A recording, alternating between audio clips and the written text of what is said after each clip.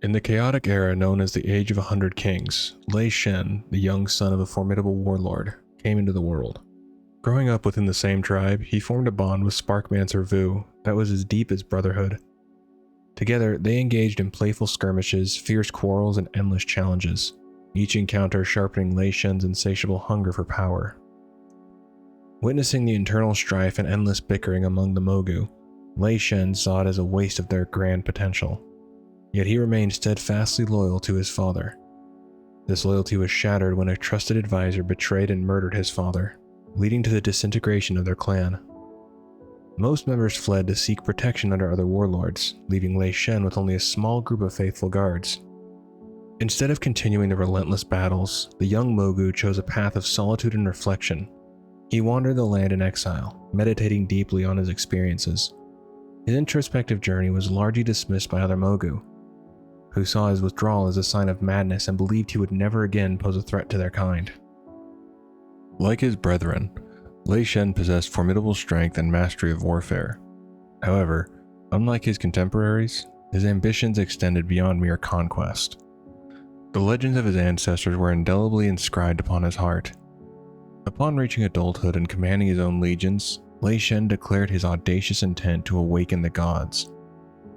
Years of relentless searching finally led the warlord to the concealed vaults beneath the northern reaches of the Vale of Eternal Blossoms. Within those hidden depths, Lei Shen discovered a revelation: the Titanic Watcher Ra, standing sentinel over an immensely powerful Titan device known as the Engine of Nalak Shah. The High Keeper remained impassive as Lei Shen stood before him, bombarding him with questions about the purpose of the Mogu. Weeks turned into months, and Lei Shen's frustrations mounted. Yet Ra remained silent. It dawned on Lei Shen that the High Keeper wasn't mulling over a grand scheme, but had simply abandoned hope. Enraged, Lei Shen confronted Ra, accusing him of forsaking the Titan's work. These harsh accusations jolted Ra from his stupor, prompting him to lead Lei Shen to the nearby Thundering Mountain. There, Ra invoked the lingering spirit of Aman'Thul, High Father of the Pantheon. The revelation of the Pantheon's demise did not plunge Lei Shen into despair as it had Ra. Instead, it ignited a fierce determination within him. If the Pantheon was truly dead, and their servant refused to continue their work, Lei Shen resolved to take on their mantle himself. Without warning, Lei Shen incapacitated Ra, bound him in formidable chains, and seized not only the Keeper's power, but also the essence of Aman'Thul. It is said that Lei Shen tore out the very heart of the Mogu god, and from this act of sheer defiance, he gained dominion over wind and storm. His followers fell to their knees before him, overwhelmed by his newfound might. "We will call you the Lightning King," they proclaimed. But Lei Shen shook his head. "Lightning strikes in an instant and vanishes just as quickly," he replied. "But thunder announces the storm's arrival. Thunder shakes the skies long before the lightning flashes, and its echoes linger in the hills long after the lightning's power fades. It is thunder that drives animals to their dens and fills peasants' hearts with dread. Let thunder be my herald, so that my true power reverberates across the land. I will be the Thunder King." With this declaration, he claimed the Thundering Mountain as his throne, and atop its peak, he constructed a majestic and forbidden city, a testament to his enduring power.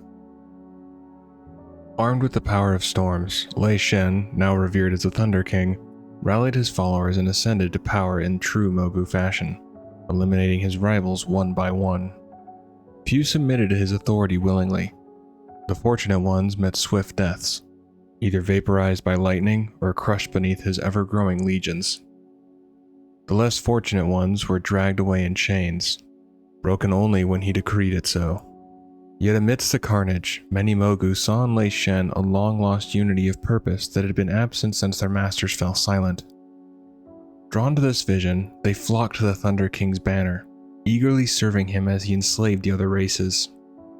Lei Shen and those who followed him believed that the lesser races were destined to serve the Mogu, just as the Mogu had once served their ancient masters.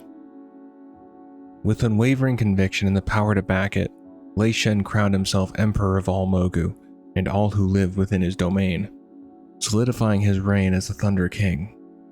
The Thunder King regarded all living beings within his domain as his servants and set his sights on conquering the two great empires of the Jinyu and Hosen, who had settled around the Vale of Eternal Blossoms. Despite the valiant efforts of the Jinyu, they ultimately fell before Lei Shen's overwhelming might. In one decisive battle, the Mogu warrior Hakin secured victory by turning the Jinyu water speaker's own spears against them. Impressed by this feat, the Thunder King rewarded Hakin with 100 finely crafted golden spears, forged by the skilled hands of Mogu forge masters. This act elevated Hakin to the rank of one of Lei Shen's most trusted lieutenants. On the eve of the Jinyu's final stand against Lei Shen, their supposed allies, the Hosen, betrayed them. The Hosen had pledged their loyalty to the Thunder King, misguidedly believing that they would receive special treatment under his rule, a promise that Lei Shen and his successors never intended to keep.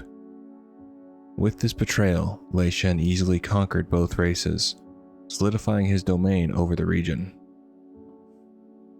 When the Thunder King sought slaves to construct the grand cities and impregnable fortresses of his empire, he sought his sights on Kunlai Summit. Confronted by a defiant populace, Lei Shen issued a bold proclamation. If any warrior could defeat him in single combat, he would leave their lands in peace. However, if he emerged victorious, the people would submit to his rule. The challenge was taken up by Zhu Wen, the White Tiger, who could no longer bear to witness the suffering of the free peoples. For 30 days and 30 nights, these legendary figures clashed, their battles shaking the very earth and splitting the skies with lightning. In the end, Zhu Wen succumbed to Lei Shen's otherworldly power.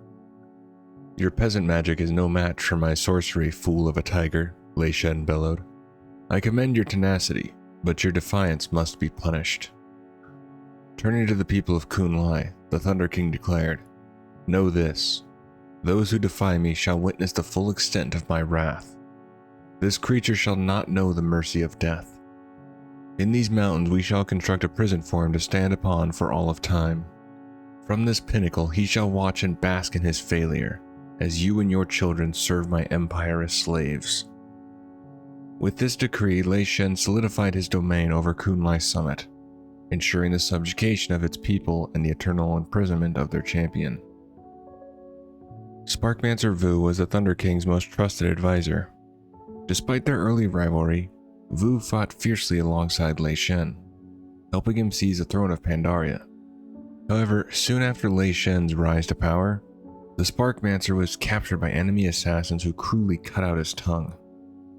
Popular opinion whispered that the Thunder King himself orchestrated this plot, a calculated move to silence the one Mogu who knew his deepest secrets. Their bond, shrouded in both truth and myth, became the stuff of legends. Peasant storytellers spun tales of their supposed feud over a woman, adding drama to their storied relationship. Despite the swirling rumors, history reveals that Sparkmaster Vu's loyalty never faltered.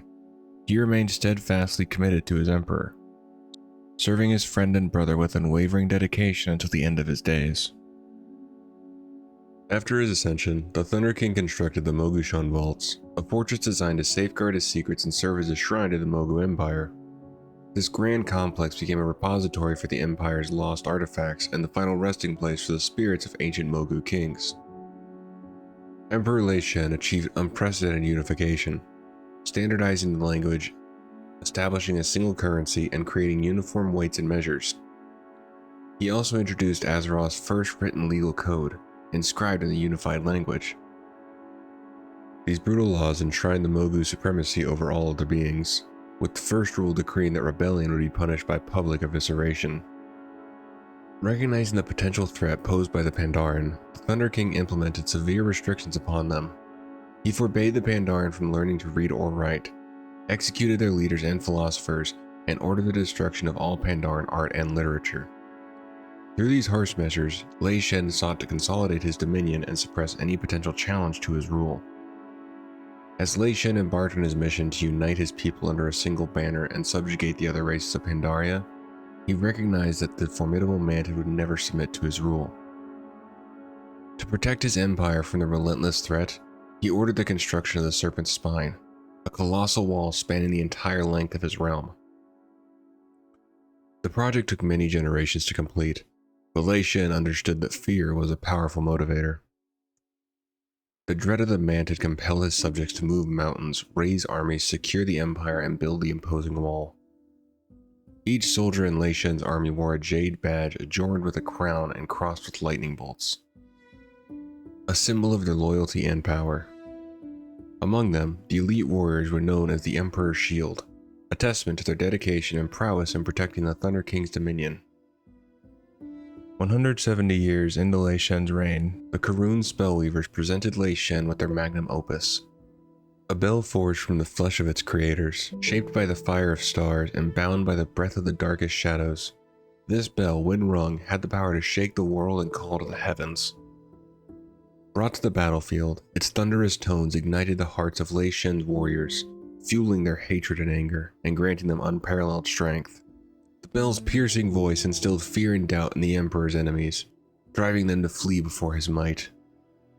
Captivated by its immense power, the Thunder King declared the instrument the voice of the gods, and named it Shen Qing, the Divine Bell. At one point, Lei Shen stumbled upon a rare clutch of thundering cloud serpents and set out to subjugate them. Among the hatchlings, the largest resisted fiercely. When Lei Shen visited the handling pens, he laughed heartedly at the sight of the charred mogu strewn about. Amused and impressed, he claimed the defiant hatchling as his own. In recognition of its obedience, he bestowed upon it dominion over storms in the sky. For thousands of years after the Thunder King's death, this formidable serpent Nalak has guarded the walls of his hidden citadel, awaiting the return of its master. During his reign, Lei Shen endeavored to create a mechanical guardian that would protect his citadel without fear. When his initial attempt failed, he channeled his fury into his next and most successful creation, the Dark Animus. Fueled by his rage, this construct became a formidable defender of his domain.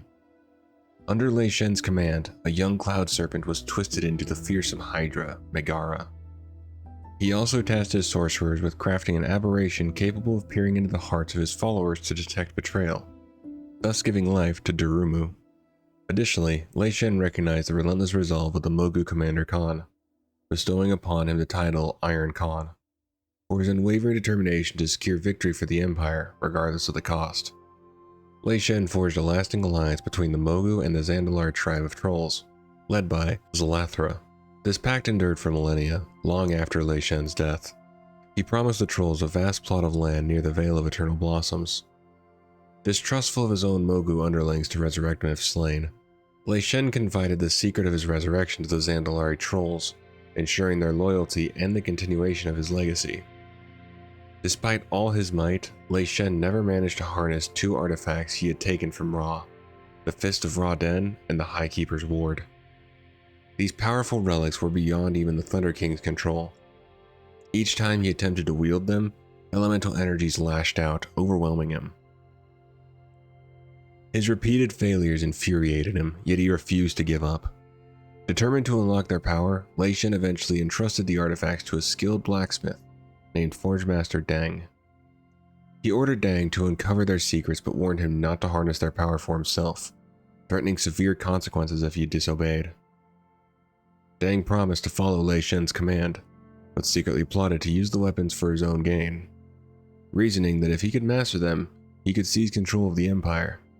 However, while tampering with the fist, Dang was struck by a bolt of lightning, leaving him permanently disfigured.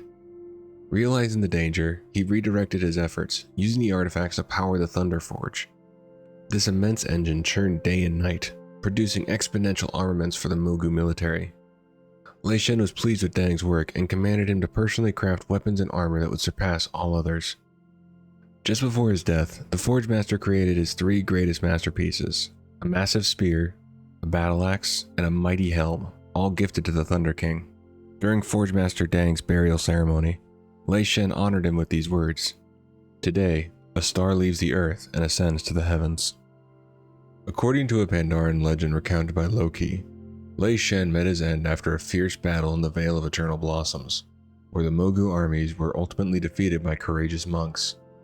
As his life waned, Lei Shen conjured an otherworldly storm that enveloped the Vale for several days. This tempest washed the blood of the fallen into White Petal Lake, turning its waters a burning crimson. From this blood-soaked lake emerged Alani, the Stormborn, a testament to the Thunder King's final act of defiance and power.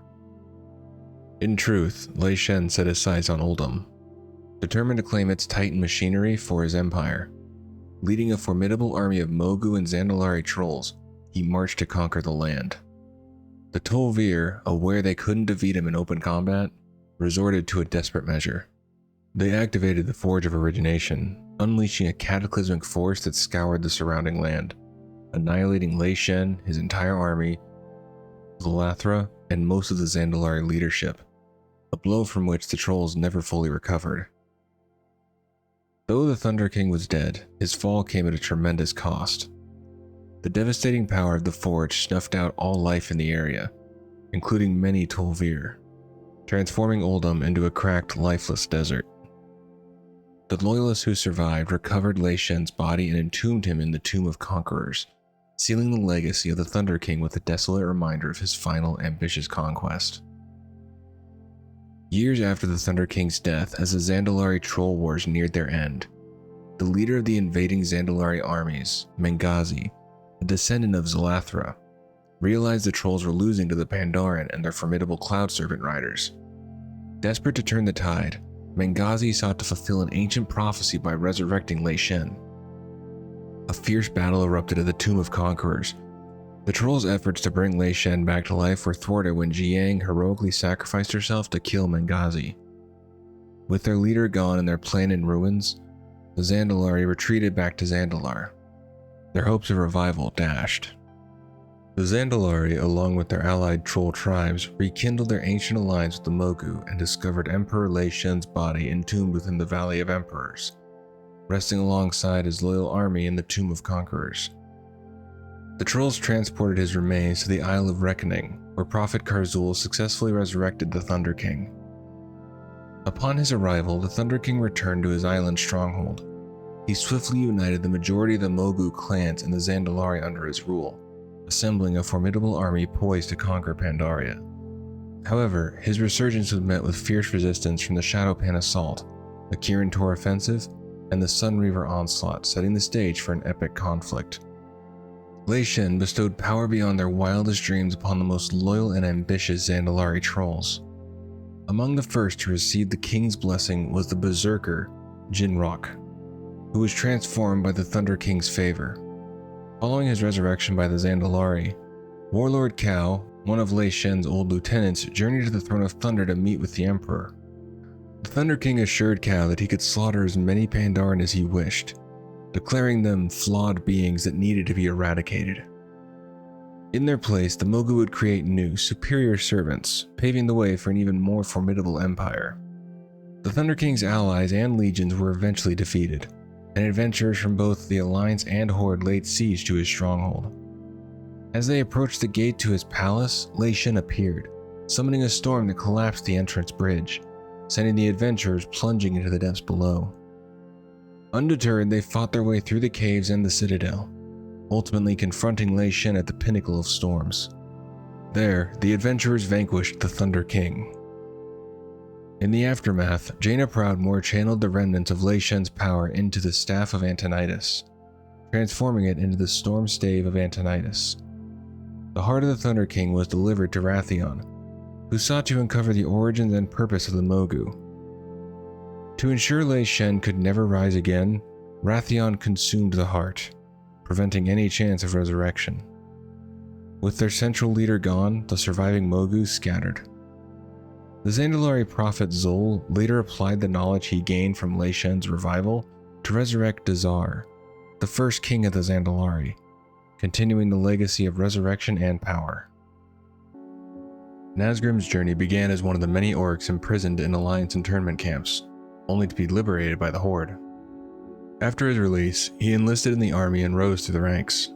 By the time of the war against the Lich King, Nazgrim had achieved the rank of sergeant and was stationed at Conquest Hold. It was here that he first encountered an adventurer through their interactions with Conqueror Krenna.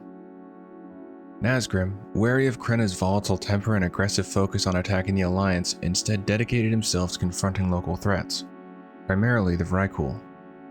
He maintained his rank after Krenna was overthrown by her more moderate sister, Gorgana. During his time in Northrend, Nazgrim fought valiantly against the Scourge, slaying many of the undead. The sight in their empty, lifeless gazes before they fell left a lasting impression on him, a grim reminder of the horrors he faced in battle. After the Northrend campaign, Nazgrim was promoted to Legionnaire. Under the command of the new war chief Garrosh Hellscream, Nazgrim led Hellscream's vanguard alongside an adventurer on a critical mission. Their goal was to seize a strategically vital island from which the Horde could launch an assault on Stormwind City. Nazgrim, eager to demonstrate the might of the Horde and to unite its people under a single banner, approached this mission with fervor. His determination to showcase the Horde's strength and his loyalty to Garrosh drove him to take on this pivotal task, marking another significant chapter in his storied military career. He embarked on a mercenary ship bound for distant seas, but the voyage was abruptly interrupted by a Naga attack. Despite his efforts to fend off the serpentine foes, he was thrown overboard, and the ship met its demise at the tentacles of the Great Kraken, Azumet. Nazgrim survived the ordeal thanks to the intervention of Aranak Stonespeaker, and quickly reunited with the adventurer and other survivors. The group found themselves in the treacherous waters of Vashir, a region besieged by Naga conflicts and oppression. As they tried to fend off a Naga assault, they were captured and taken to Nespera, a Naga stronghold, where they were enslaved. However, the adventurer and Aranak managed to escape and later freed Nazgrim from his grim predicament, allowing him to continue his relentless fight against the Naga threat. Nazgrim and the remaining Horde survivors regrouped in a cave known as Legion's Rest. With their original mission in tatters due to their current predicament, the Legionnaires set about devising an escape plan. Following further skirmishes with the Naga, Nazgrim managed to send up an escape flare, prompting Horde ships to come to their aid. He relocated aboard the Stygian Bounty, taking a brief respite before plunging back into action. The goblins from Bilgewater Harbor provided a submarine, the Vern, which Nazgrim used to return beneath the waves. His aim was clear: to locate and confront the beast that had derailed his mission, restoring his path to victory for the Horde. Nazgrim joined the adventurer, Aranak, and the crew of the Vern to confront the full might of the Naga beneath the ocean's surface. Recognizing the peril facing the entire realm, Nazgrim ordered the submarine to land and charge into battle against the Naga and their Enraki allies. After a fierce struggle, he witnessed Azumet the Kraken crash into Neptulin the Tidehunter before fleeing the scene. Mistaking this as a victory, the Naga retreated, taking a captured Aranak with them. Determined to rescue Aranak, Nazgrim remained behind, launching a daring mission to the Throne of the Tides. There, he and the adventurer confronted and defeated the Naga Sea Witch, Lady Nazjar. After their triumph, Nazgrim congratulated the adventurer, coming to see them as both a friend and a comrade. During the Alliance and Horde War in Pandaria, Nazgrim had risen to the rank of general and appeared in the initial Horde side cutscene. He reported significant naval victories off the coast of Tolbarad and Tanarus to Garrosh Hellscream. He also informed Garrosh of a strange uncharted land discovered during a skirmish with an Alliance vessel. Infuriated that the Alliance had arrived first, Garrosh scolded Nazgrim and promptly dispatched him, along with an elite forward party, including Shademaster Kieran, Rivet Clutchpop, Sergeant Gorok, Shokia, and an adventurer to secure this new continent and engage the Alliance forces there. As the Horde prepared to land in the Jade Forest, Nazgrim commanded their descent from an airship. However, the vessel was shot down, leaving the Horde forces to fend for themselves. Among the first to encounter the native Pandaren, Nazgrim was met with a frosty reception for bringing war to their peaceful homeland. Despite their initial wariness, the Pandaren provided the Horde with crucial information about the insidious nature of the Shah, and some even chose to ally with the Horde, offering sanctuary. During his stay, Nazgrim took the stranded Prince Anduin into custody, recognizing him as the Crown Prince of Stormwind and holding him as a prisoner of war. However, Anduin eventually managed to escape, slipping through Nazgrim's fingers. Nazgrim set about enlisting the local forest Hosen to aid the Horde war effort, though he met with mixed success. Despite their numbers, their volatile nature gave him cause for concern. With time and effort, he managed to shape them into a passable fighting force and soon found himself facing Admiral Taylor and his recruited Pearlfin Jinyu. As their forces clashed, the nearby Serpent's Heart erupted in a torrent of Shah energy, shattering both the Horde and Alliance contingents. Nazgrim and his entourage narrowly survived the violent outburst, suffering heavy wounds. Alongside Taylor and the surviving Alliance members, they retreated to Bainan village to recuperate from the ordeal. Nazgrim awoke to find himself sharing a room with Admiral Taylor, both heavily wounded from the recent battle. Tensions flared and the two nearly came to blows. With the adventurers' help, Nazgrim regained his strength and established a horde camp named Eastwind Rest in Kumlai Summit. Frustrated by the unpredictable nature of the Hosen, Nazgrim became convinced that the Pandaren would be far superior allies. Determined to win them over, he set out to demonstrate the benefits of aligning with the Horde rather than the Alliance, seeking to sway the Pandaren to their cause. Nazgrim and the remnants of his vanguard rejoined the main Horde forces upon their arrival in Pandaria, taking up positions at the newly constructed Domination Point. During the Domination Point scenario, the base camp came under attack by the Alliance's formidable 7th Legion. Despite the intense assault, Nazgrim, his vanguard team, Warlord Bloodhilt, and Horde adventurers stood their ground and successfully repelled the Alliance invasion, securing their foothold in Pandaria. At Domination Point, Nazgrim served as the main quest giver, though he often found himself entangled in the web of Horde politics. As adventurers earned their reputation at the base, Nazgrim assigned them various missions from Horde High Command and Garrosh Hellscream himself. The storyline took a tense turn when Garrosh's blatant disregard for Blood Elven lives strained relations with Lorthamar Theron, the Regent Lord of Quel'Thalas. This tension escalated to the point where Lorthamar considered withdrawing his people from the Horde entirely, a prospect that left Nazgrim deeply and vocally concerned. Nazgrim was also privy to the Sunreaver plot to steal the Divine Bell.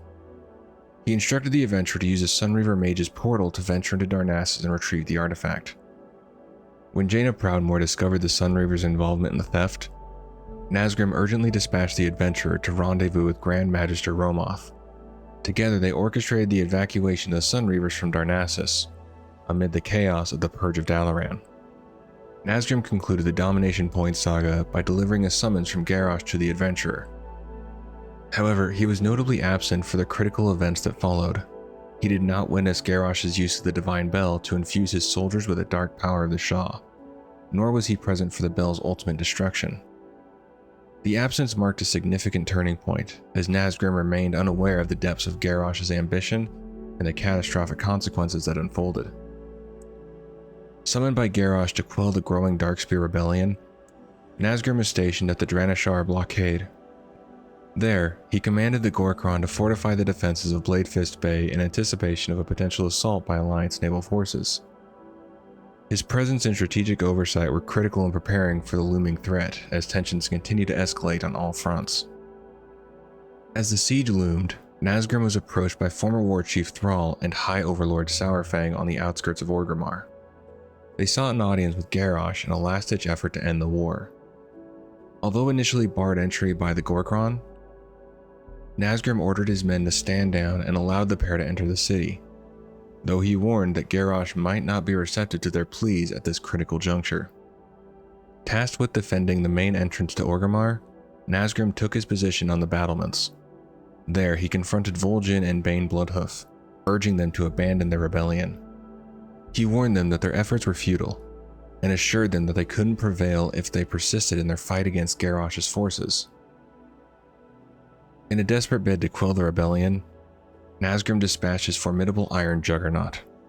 However, the mechanical behemoth was ultimately defeated and destroyed. As Tyrande Whisperwind and her sentinels breached the city's gates, Nazgrim and his remaining Gorkron brigade retreated to defend the entrance to the Underhold. Fiercely loyal to the Horde and unwavering in his commitment to honor and duty, Nazgrim held the line for his war chief until his final breath. His steadfast defense epitomized his dedication, making his last stand a poignant testament to his unwavering resolve. Nazgrim's body was retrieved and laid to rest in a graveyard in Durotar, not far from the gates of Orgrimmar. However, at the behest of the Lich King, Nazgrim was resurrected as the first new member of the Four Horsemen of the Knights of the Ebon Blade. Upon his revival, Nazgrim became aware of the Iron Horde and the return of the Burning Legion. He saw these events as repercussions of Garrosh Hellscream's pride in his own unwavering loyalty. These thoughts nagged at him, though he tried to push them aside. Resolute in his new purpose, Nazgrim accompanied the Death Lord, defending them while they revived the remaining horsemen, thus embracing his role in the ongoing struggle against the looming threats in Azeroth. At Stromgarde Keep, when the fallen prince Galen Trollbane arrogantly called for their champion, Nazgrim curtly instructed him to watch his tone. After clearing the courtyard of Witherbark trolls, Galen expressed his thanks, but declared his kingdom was his alone. Nazgrim perceived this as treachery and responded by asphyxiating Stromgarde soldiers outside the keep while the Death Lord hunted down the prince. In the court of the Scarlet Monastery, Nazgrim once again used his strangulate ability, this time against the Scarlet Crusade. Following the failed attempt to retrieve the body of High Lord Tyrion Fordring from beneath Light's Hope Chapel in the Sanctum of Light, Darian Mograine's sacrifice was not in vain. Nazgrim urged the Death Lord to act quickly to save Mograine before it was too late. Under Bolvar's command, the four horsemen were tasked with acquiring fallen champions from both the Alliance and Horde. Nazgrim took on the grim duty of collecting bodies from the Battle of Dazar Alor and other Horde territories. He stood witness to the overthrow of Sylvanas Windrunner by the Horde, feeling a deep urge to assist but was forbidden by Bolvar. Believing that Bolvar had succumbed to the powers of the Lich King, Darian attempted to kill him. However, Bolvar took control of Darian's body, forcing him to return to Acheris the Ebon Hold while taunting him about needing the four horsemen. Though suspicious of a trap and sensing something amiss, Nazgrim agreed to join his fellow horsemen in their mission to kill the Lich King and decide who would wield the Helm of Domination after Bolvar's defeat. En route to Icecrown Citadel, the four horsemen used their connection to the Lich King and discovered him locked in combat with Sylvanas Windrunner. They realized that Bolvar's gambit was to have the horsemen arrive and kill the victor of the conflict. Nazgrim and the others were stunned when Sylvanas emerged victorious and destroyed the Helm of Domination instead of claiming it. With the Scourge now uncontrollable, Darian ordered Nazgrim and Sally Whitemane to rescue Bolvar, while he and Thoris Trollbane fought to maintain control over Acheris. After the Helm of Domination was shattered and the Scourge began their rampage across Azeroth, Nazgrim and Whitemane transported the wounded Bolvar Fordragon to Acheris the Ebon Hold. In the aftermath of the Scourge's return, Nazgrim assumed the role of the Ebon Blade's emissary to the Horde. During the assault on the Sanctum of Domination, Nazgrim alongside the other horsemen supported Bolvar and the heroes of Azeroth. They facilitated the attack by creating death gates throughout the fortress, enabling swift movement throughout its various levels and aiding in the fight against the forces within. He attended the first Kosharg festival on Azeroth held in Razor Hill, Durotar, where he reflects on how long it had been since he last spoke to many of his fellow orcs. During the festival, he joined the Warsong clan and shared his uncertainty about whether he would be welcomed among the living. Chieftain Gorgana, however, reassured him, declaring that in her eyes, he had died with honor, and continued to serve with honor even in undeath. Once a staunch member of the Blackrock clan under Rend Blackhand, Malkarok renounced his former war chief to pledge unwavering allegiance to Garrosh Hellscream. He quickly proved to be as radical as Garrosh, if not more so, a trait likely retained from his days in the Dark Horde. He believed that anyone who questioned Garrosh's authority deserved execution. During a pivotal gathering of the Horde leaders to discuss Garrosh's plans for Kalimdor, Malkarok took center stage, opening the meeting. When Bane Bloodhoof expressed his discontent with Garrosh's proposed attack on Theramore, Malkarok moved to confront him, only to be ordered to stand down by Garrosh himself. He was also present during a private meeting between Garrosh and Lorthamar Theron. Although Garrosh praised Lorthamar for his loyalty to the Horde's war chief, he grew suspicious when Lorthamar's declaration of loyalty seemed directed at the Horde rather than Garrosh personally. Garrosh instructed Malkarok to keep an eye on Lorthamar, to which Malkarok ominously replied that they should monitor everyone, not just the leaders, but the entire Horde. Sometime later, Malkarok and a group of Kor'kron soldiers stormed into Kor'just's shop, intent on punishing him for merely disagreeing with War Chief Hellscream's plans. When Kor'just claimed his shop was closed, Malkarok coldly replied that they weren't there for supplies, they were there for him. He was then taken into custody, brutally beaten, and eventually returned to his shop. Malkarok's abductions became an unspoken truth in Orgrimmar, serving as a dark warning to those who dared to voice dissent. When the time came for the assault on Northwatch Hold, Malkaruk personally accompanied Garrosh to Ratchet and participated in the stronghold's destruction. While many were horrified by the Horde's use of molten giants, Malkaruk saw no issue with it. When Bane Bloodhoof, having learned from Cador Cloudsong that the molten giants were enslaved, confronted Garrosh about these tactics, Malkaruk immediately intervened, challenging Bane to a Mat Gara for constantly questioning Garrosh's actions and not showing the respect he believed was deserved. Privately, Malkaruk thought the Tauren were too soft and even considered Cairn Bloodhoof's death beneficial, regardless of the circumstances. He was disappointed when Bane refused his challenge, missing the chance to prove his loyalty and ruthlessness in the eyes of the Horde. Following the destruction of Northwatch, Garrosh chose to keep the Horde army in place rather than marching directly to Theramore, much to the frustration of many within the ranks. As members of the Horde gathered to discuss Garrosh's unexpected decision, one of them tipped off Hellscream about the meeting. When Bane clarified that they were merely questioning the reason behind Garrosh's choices and not plotting against him, Malkaruk coolly retorted that questioning the war chief was tantamount to questioning the Horde itself. Irritated by the overt displays of discontentment among the ranks, Malkaruk later grumbled privately to Garrosh that he should have been allowed to kill or punish a few dissenters. Garrosh dismissed his concerns, stating that fear would keep the soldiers in check, as they were still valuable to the Horde. Vol'jin and Bane were granted an audience with Garrosh, noticing Malkaruk's presence during their meeting. The conversation remained polite until Bane voiced his concern and questioned why Garrosh seemed only to heed the advice of the Blackrock Orc. After instructing Malkaruk to stand down, Garrosh mentioned he had orders for the fleet. Bane and Vol'jin, feeling hopeful that Garrosh might finally be initiating an attack on Theramore or sharing a strategy, were stunned when Garrosh's order was for the fleet to withdraw. As they left to carry out his command, Bane expressed his hope that the Horde would survive this debacle. Their departure was accompanied by the sound of loud laughter from both Garrosh and Malkaruk, echoing through the hall.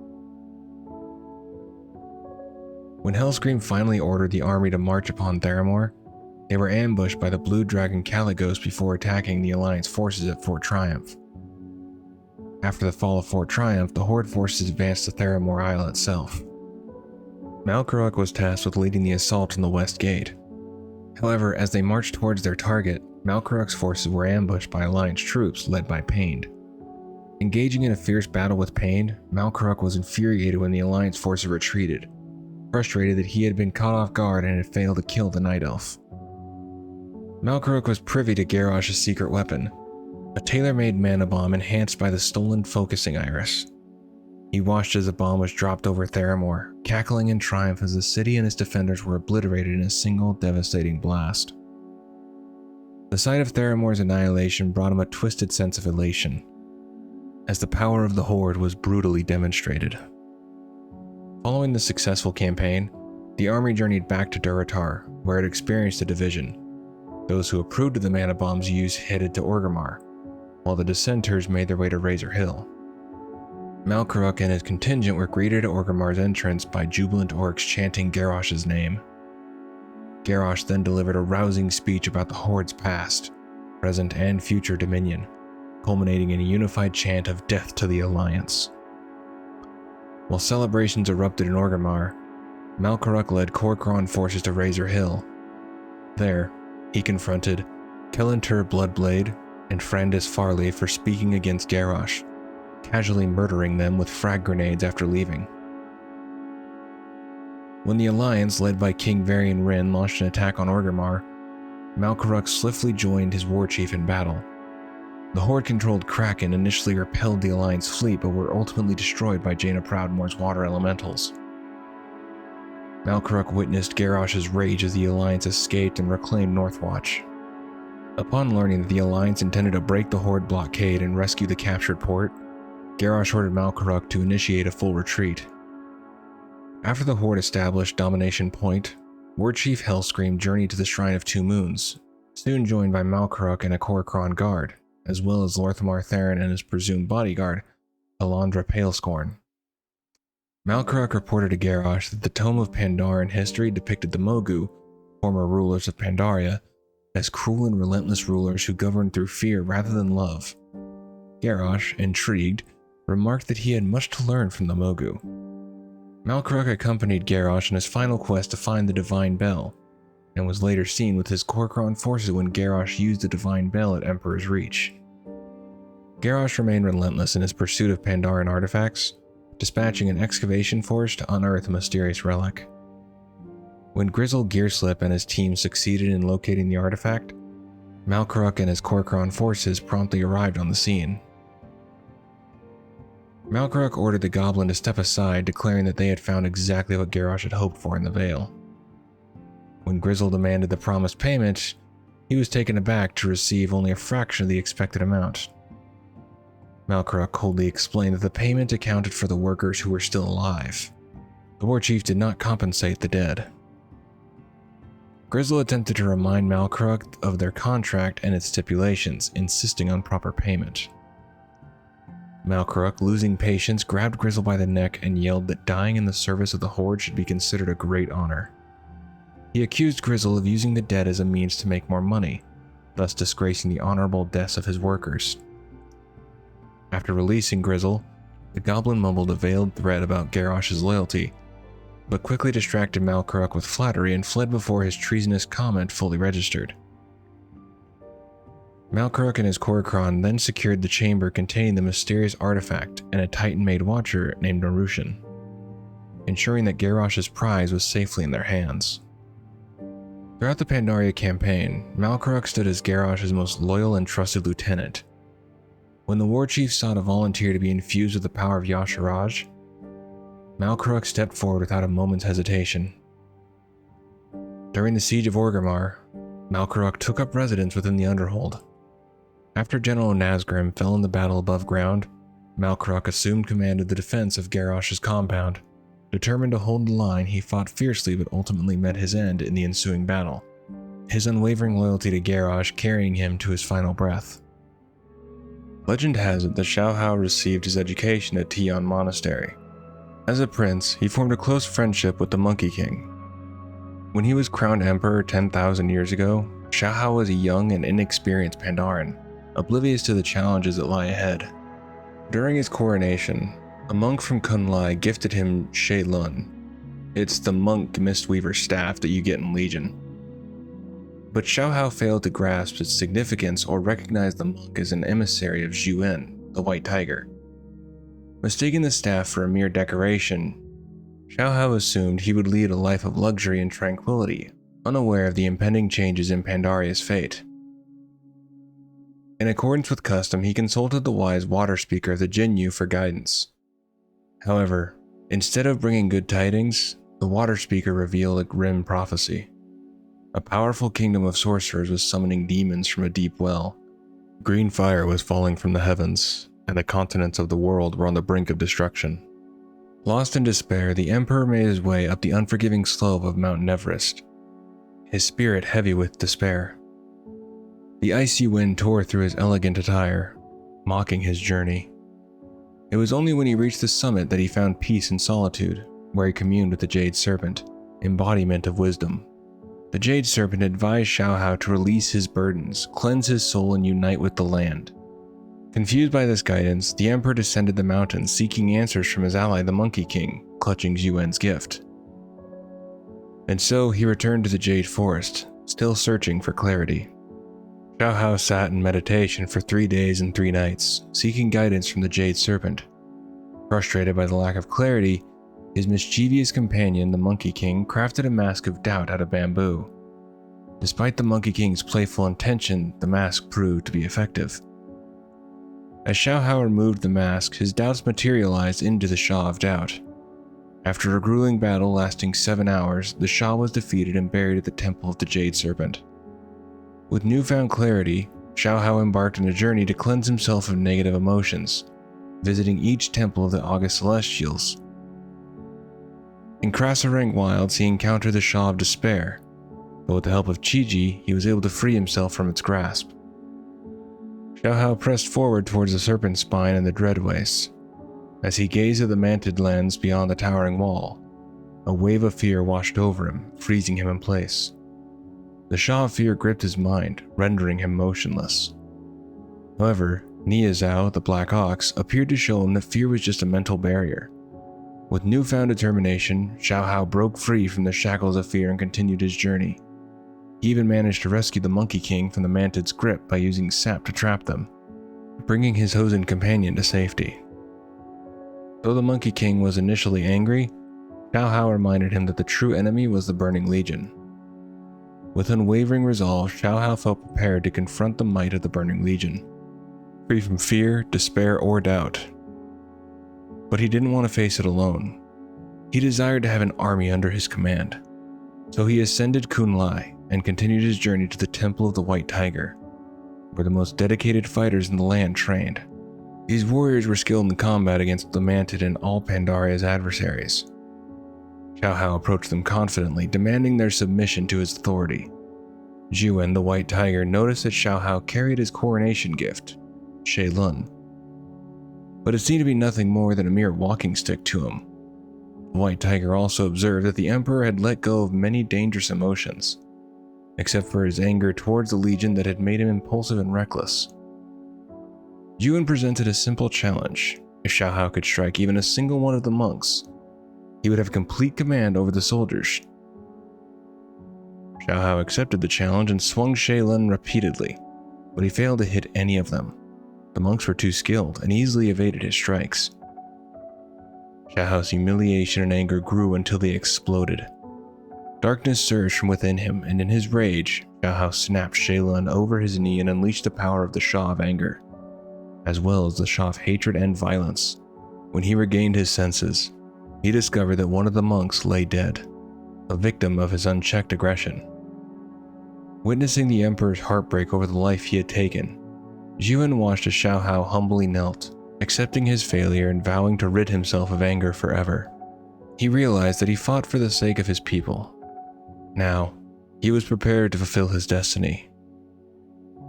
He took one half of the broken staff with him and embarked on his journey to the Vale of Eternal Blossoms, ready to save Pandaria. As he ventured into the Vale, he took the initiative to establish the Shadowpan, a vigilant force dedicated to safeguarding against the Sha threat. The experience transformed the Emperor, shaping him into a being of unwavering faith, bravery, patience, love, and serenity, a radiant embodiment of pure light. As the final day drew to a close, the sky ignited with an eerie green blaze, causing the very ground to tremble in fear. Yet the Emperor remained undaunted. His heart was devoid of uncertainty or desolation. Amidst the sky's violent rupture, he revealed and sang joyously, witnessing trepidation and uncertainty in the eyes of his subjects. Xiao Hao imparted the wisdom of cherishing each day to the fullest and finding solace in unburdened sleep each night. Legend has it that as he entered the Vale, every tree burst into bloom, a sight that continues to amaze to this day. Xiao Hao, the great emperor, sought to ascend to the terrace of eternal spring, a place that would separate Pandaria from the rest of the world. However, despite his efforts, the ground refused to budge, leaving him filled with doubt. From the east, the Sha of Doubt emerged, while from the west, the Sha of Fear broke free from its restraints. In his desperation, Xiao Hao called upon the Jade Serpent Yulon for assistance. Yulon revealed that Pandaria was more than just the Pandaren Empire. It was then that Xiao Hao realized the interconnectedness of all things and the true nature of his beloved land. Though he couldn't separate Pandaria, he could protect it. With his staff, Shay Lun, in hand, Xiao Hao merged his spirit with the land, surrounding it in a mystical mist. As the world tore itself apart, Pandaria quietly drifted into the ocean, hidden from the rest of the world. Xiao Hao's pride, however, remained, cloaking Pandaria in the mist as he believed his people were superior. The Emperor's staff was eventually discovered by the monks of Tian Monastery and safeguarded in the Terrace of Endless Spring. In the transformed Pandaria, the role of an emperor remained a relic of the past. The Pandaren people had learned to rely on themselves and their communities, embracing a more fair-minded society. The absence of a central authority figure allowed for a greater diversity of voices and perspectives, fostering a spirit of innovation and collaboration. While Emperor Xiao Hao's disappearance initially caused upheaval and uncertainty, it ultimately led to a stronger and more resilient Pandaria. As the conflict between the Horde and the Alliance intensified, the Dark Spirit Trolls initiated an uprising against War Chief Garrosh Hellscream. The renowned brewmaster, Chen Stormstout, played a key role in this rebellion. In the midst of the chaos, Chen made a decision to uncover the mystery behind how the mists of Pandaria had cleared, allowing Hellscream to exploit the continent's resources. He enlisted the help of adventurers to locate an old seer named Ho Fam Ru, whom he had encountered during his journeys and who was knowledgeable about Emperor Xiaohao. In the snowy peaks of Kunlai Summit, the adventurers stumbled upon Seer Hao, who was struggling to keep up with the trail of the last emperor on the treacherous slopes of Mount Everest. Recognizing his need for assistance, Seer Hao humbly implored the adventurers to aid him in reaching the pinnacle, where the path continued. With kindness and patience, the adventurers supported the elderly Pandaren, who shared his wisdom and tales from the past along the way. Finally, they arrived at Seeker's Point, only to discover that Seer Hao was none other than the spirit of Emperor Xiaohao himself.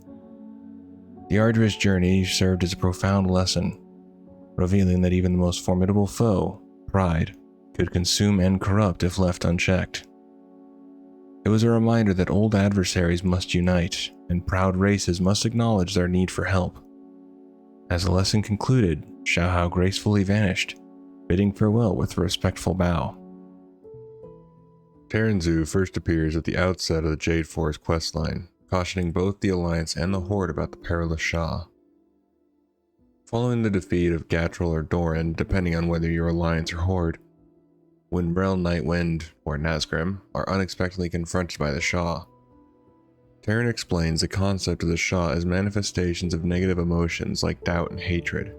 He sternly advised them to avoid bringing their conflict Pandaria ashore before departing. Upon the adventurers' arrival to Podon Village or Honeydew Village, Terran finds himself powerless as Sun Kei Kang, or Mayor Honeydew, warmly welcomes both factions. Resigned, he leaves it up to the villagers to determine their course of action. In the Kunlai Summit storyline, Terran Zhu is seen at the Temple of the White Tiger, cautioning Zhuan against allowing the wanderers from beyond the mist to enter the Vale. Despite Terran's warnings, Zhuan decides to grant them access, prompting Terran to leave, declaring it a grave mistake. The Shadowpan soon become alarmed by the lack of reinforcements in their battle zones and discover that Terran has been possessed by the Shah of Hatred. After being cleansed of the Shah's influence, Terran leads a search for the Shah of Hatred in Townlong Steppes. With the aid of Shadowpan warriors and adventurers, he ultimately succeeds in vanquishing the Shah. However, Terran remains burdened with shame for allowing his emotions to overwhelm him in Kunlai, which enabled the Shah's escape. His story continues in the book Shadows of the Horde. Despite his wariness of the Alliance-Horde conflict, Terran Zhu permitted Chen Stormstout to bring both Tirathan Court, a human hunter who befriended Vol'jin on his adventure to Pandaria, and Vol'jin to the Shadowpan Monastery for healing. However, he sternly told Chen that no more soldiers from either faction would be allowed, to maintain the temple's balance. To observe the dynamics between the two factions, Terran placed Vol'jin in Court's care, suspecting that their interactions would reveal the true nature of their relationship without external bias. While at the monastery, Vol'jin was allowed to undergo monk training. Terran offered guidance as both Vol'jin and Court wrestled with their identities, subtly evaluating their actions and camaraderie. Through this period, Terran's keen observations helped shape his understanding of the complex relationship between the Horde and Alliance. After Vol'jin received a vision of the Zandalari attacking Zhaochen village, Terran Zhu promptly dispatched a contingent of Shadowpan monks to assist in its defense. Recognizing the looming threat, Terran later asked a small force including Vol'jin, Tirathan Court, and Chen Stormstout with infiltrating the Vale of Eternal Blossoms. Their mission was to prevent the Zandalari from resurrecting Warlord Cao, a formidable general of the Thunder King. Despite their efforts, Vol'jin and his companions failed to stop the resurrection. Warlord Cao was brought back to life, and the surviving members of the team were captured and taken to the Isle of Thunder. However, demonstrating remarkable resilience and resourcefulness, Vol'jin and his allies eventually escaped their imprisonment and made their way back to the Shadowpan Monastery. Their harrowing journey only strengthened their resolve to protect Pandaria from its enemies. Anticipating an assault by the Zandalari, Terran Zu rallied all available forces to defend the Shadowpan Monastery. The defenders comprised just 29 monks, bolstered by Zu himself and his 3 non-Shadowpan guests, Vol'jin, Jen Stormstout, and Tirathan Court. Despite their small numbers, the 33 prepared an array of traps and showcased their exceptional combat skills within the Temple of the White Tiger. They managed to repel the attackers, but the battle was costly, resulting in significant casualties. As the surviving Zandalari forces faltered, unnerved by Vol'jin's fierce resistance, Terran Zu issued an ultimatum. He commanded the Zandalari to withdraw, granting them permission to take their wounded as they retreated from the monastery grounds. The valor and tenacity of the 33 had safeguarded the temple, demonstrating the indomitable spirit of the Shadowpan. Following Shadows of the Horde, Terran Zu is first seen in the cave just outside the Throne of Thunder, accompanied by Taoshi, Yaelia Sage Whisper, Leo Shin the Iron Belly, and Hawkmaster Nu Rang. He tasks adventurers with dealing with the Thunder King's champions and closely monitors Lorthamar Theron and Jaina Proudmoore as they prepare to assault the gates of the Throne of Thunder.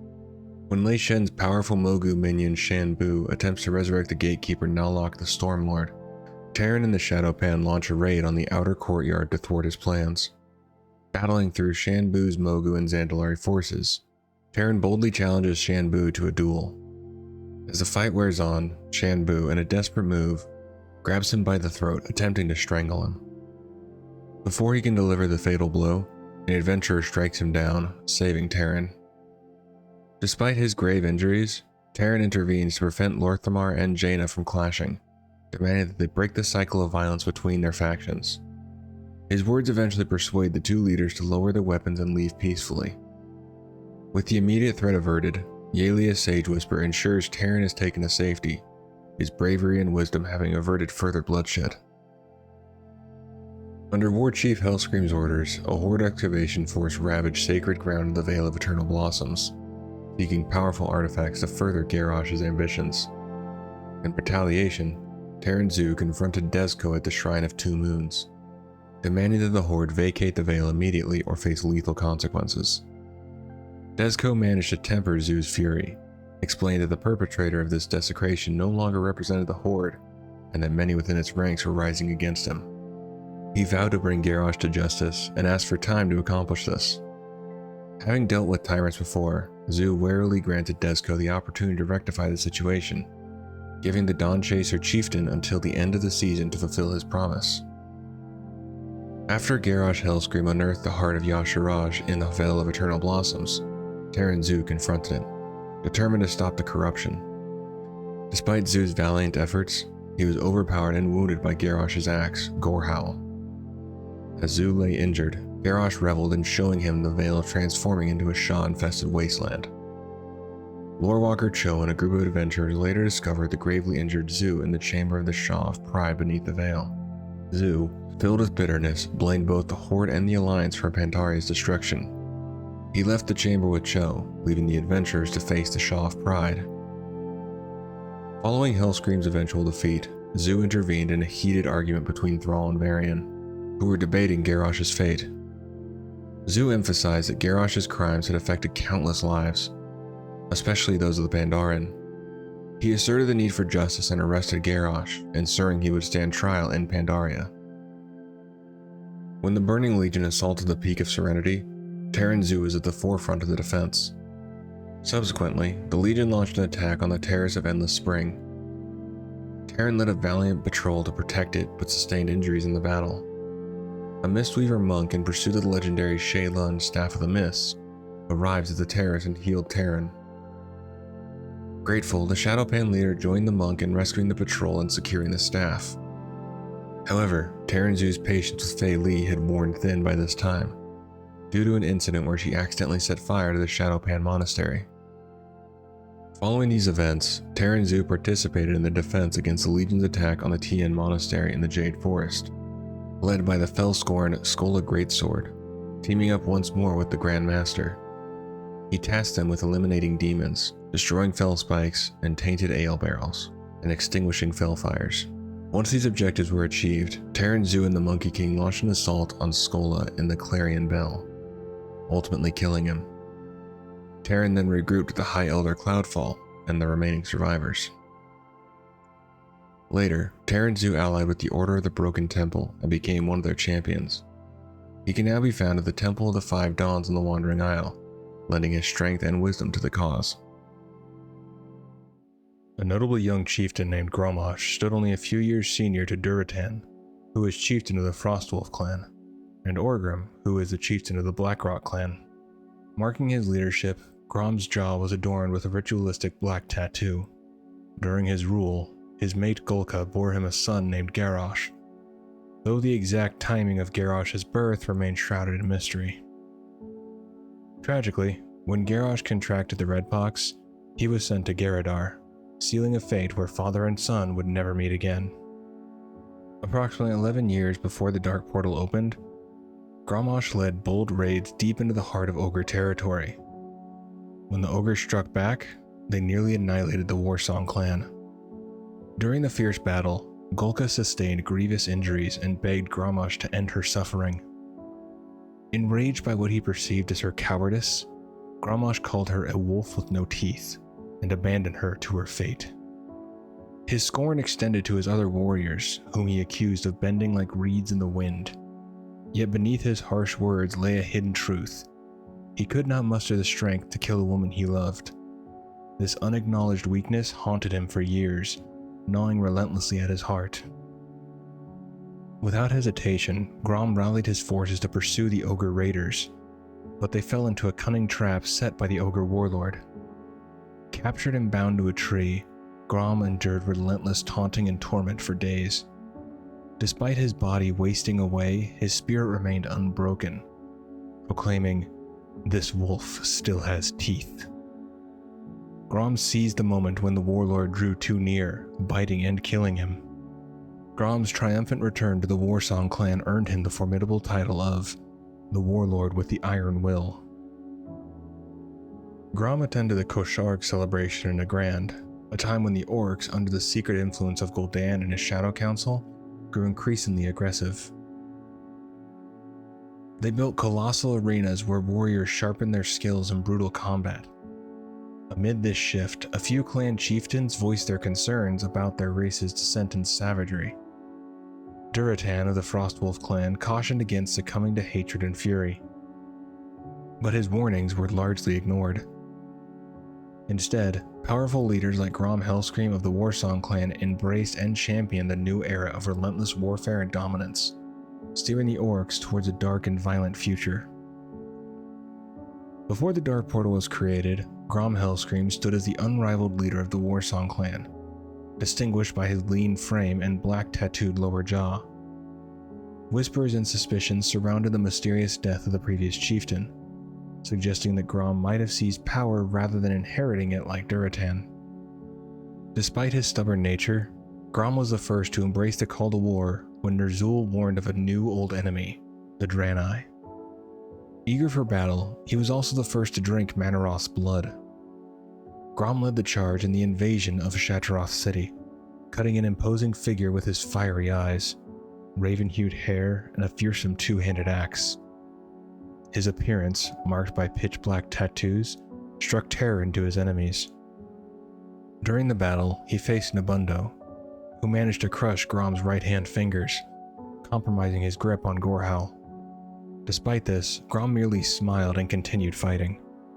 Ultimately, he and the orcs succeeded in conquering the city, solidifying his fearsome reputation. Driven by the curse of bloodlust, the orcs sought to unleash their fury on anyone who crossed their path. Sensing the perfect moment, Gul'dan united the warring clans into an unstoppable horde. Anticipating power struggles among formidable chieftains like Grom Hellscream and Orgrim Doomhammer, Gul'dan installed a puppet war chief to maintain control. He chose Blackhand the Destroyer, a particularly depraved and ruthless orc warlord, to be his figurehead. Under Blackhand's command, the newly formed horde set out to prove its might by clashing with the unsuspecting Draenei. Grom longed for the day he would cross into Azeroth and demonstrate his clan's dominance on the battlefield. To keep his troops battle-ready, Grom waged war against other orcish clans. Although he reveled in the savage thrill of bloodlust, each victory left him feeling empty hollow, and slightly unclean for spilling the blood of his fellow orcs. Despite his deep mistrust of the shaman, Grom was efficiently utilized by Ner'zhul in the turbulent aftermath of the Second War. Alongside Kargath Bladefist, he was called to join the reformed Horde. Tasked with the critical mission, Grom set out to retrieve the skull of Gul'dan from Hyrkon's Skull Splitter. When the Dark Portal was reopened, Grom and Rexxar led a fierce assault on Nethergard Keep, creating a diversion for a team of orcs who were stealing valuable artifacts from Azeroth. During this period, a pair of orcs brought their children, Krenna and Gorgana, through the Dark Portal. Disapproving of their presence, Grom exiled the family from the camp, emphasizing his unwavering focus on war and strategy. Once the artifacts were secured, Grom was tasked with defending the Dark Portal in Azeroth. When the Alliance launched an attack on the portal and entered Draenor, an explosion was meant to eliminate Grom and his warriors. However, they managed to survive and retreated after the failed defense. In the ensuing months, Grom engaged in fierce battles with the Alliance for control of the Azerothian side of the Dark Portal, with its possession constantly shifting between the two forces.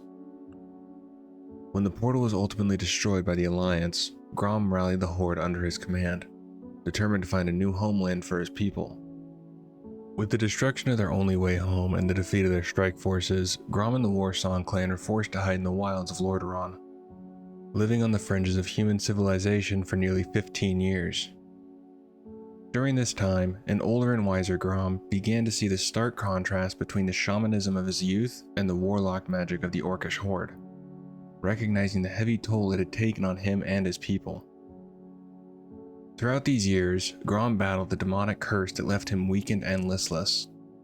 While many other orcs succumbed to this sickness, Grom's indomitable will kept him fighting it until his last breath. As the free orc population dwindled due to conflict and old age, their future grew increasingly bleak. The young and weak struggled to survive in this harsh environment, and the Warsong clan seemed doomed. Then a young orc named Thrall sought out Grom. Thrall's courage, strength, and mercy inspired Grom, who had accepted the young outcast and taught him the ways of the orcs.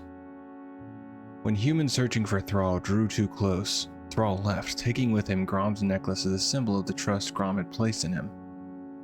Eventually, the Warsong clan led by Grom reunited with Orgrim Doomhammer and Thrall's lost clan, the Frostwolves. Together, they fought against the human internment camps surrounding Durnhold. The two clans set out to free and invigorate the Orcish nation, rekindling hope for their people. Separated from Thrall's fleet, Grom and his Warsong clan were the first to land on the shores of Kalimdor. They wandered the Barrens for days before encountering Jaina Proudmoore and the Alliance expedition in Ashenvale. Rather than launching an immediate attack, Grom chose to follow the Alliance from a distance, curious about his old enemy's presence in this new and exotic land. He spied on them for a time before finally giving in to his bloodlust and attacking. Though the Alliance managed to repel the surprise assault with minor losses, they were left shaken by the unexpected presence of orcs in Kalimdor.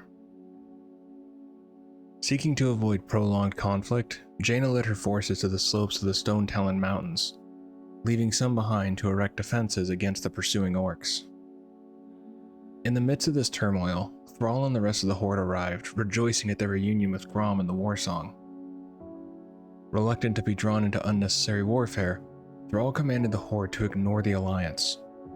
However, his orders were often disregarded, as the orcs, particularly the Warsong, grew increasingly aggressive and bloodthirsty in Ashenvale. Grom and his clan frequently defied Thrall, eagerly spilling Alliance blood at every opportunity.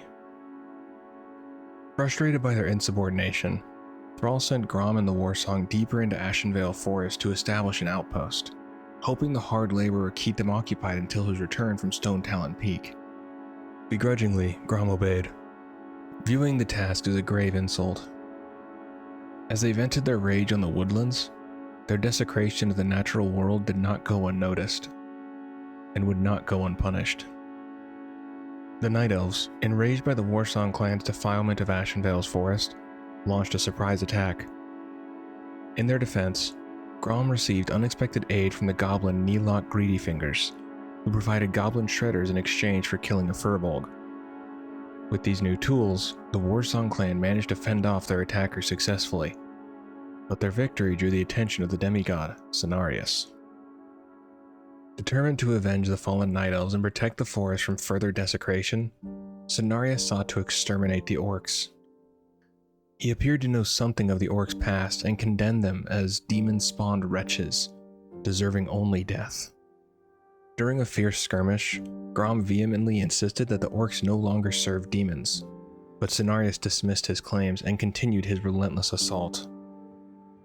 The Warsong clan quickly realized that Cenarius was invulnerable to conventional attacks, making their defeat seem inevitable. As Cenarius pressed his attack, the orcs faced the very real possibility of annihilation at the hands of the vengeful demigod. One of the troll witch doctors accompanying the Warsong clan informed Grom that he sensed strange energies nearby that might help them defeat Cenarius. Intrigued, Grom investigated and discovered a fountain of blood.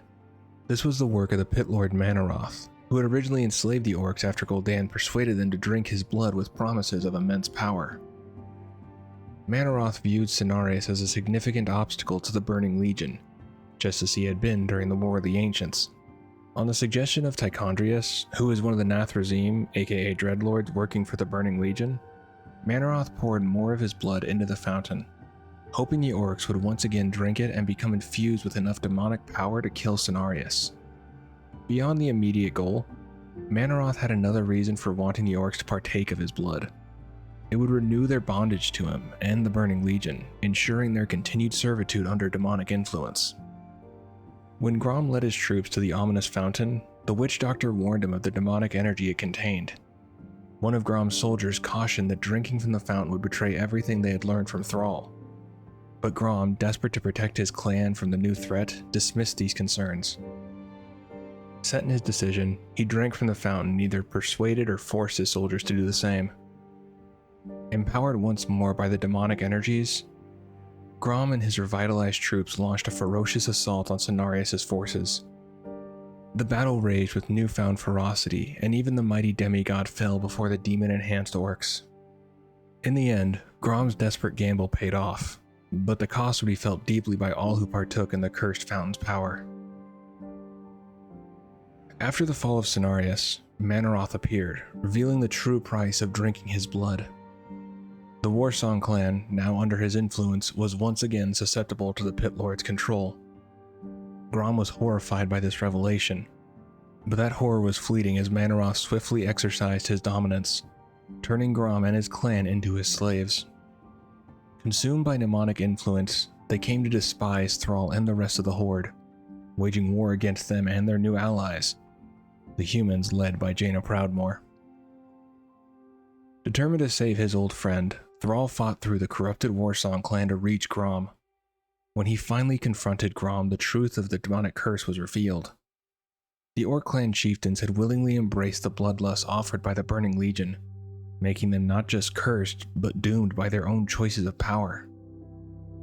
With the help of Cairn Bloodhoof and his Tauren, Thrall managed to capture Grom and bring him to Jaina. Together with the combined efforts of magic users from both her forces and Thrall's, they performed a ritual to release Grom from his blood curse. Upon learning the truth, Thrall and Grom set out to hunt down Manaroth, eventually locating the vile demon in what is now Demonfall Canyon in Ashenvale. Crying out with rage, Thrall struck Manaroth with the Doomhammer, but the demonic Leviathan easily shrugged off the attack and countered with a stunning blow.